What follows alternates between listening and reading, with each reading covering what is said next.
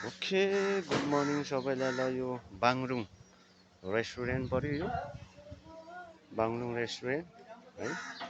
Space ठुलो छ, एकदम ठुलो छ। आज म यहाँ फ्रिजको समस्याले गर्दाखेरि फ्रिज बनाउन आएको छु है। म आज बाङरुङ रेस्टुरेन्टमा देख्न सक्नुहुन्छ लेफ्ट साइड। म भित्र जान्छु अब है। मेरो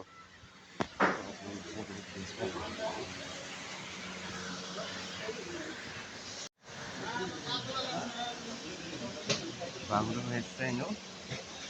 प्रब्लम चाहिँ ग्यास चाहिँ छ यो है।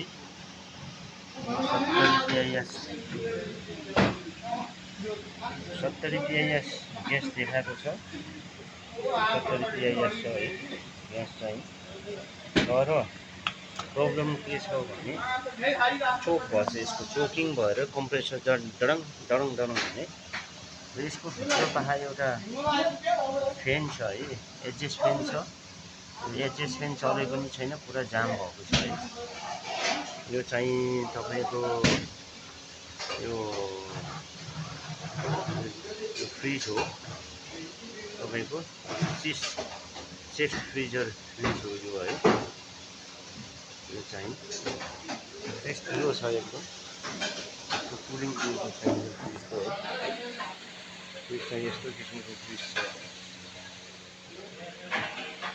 ठुलो डबल डोरवाला फ्रिज छ है यो।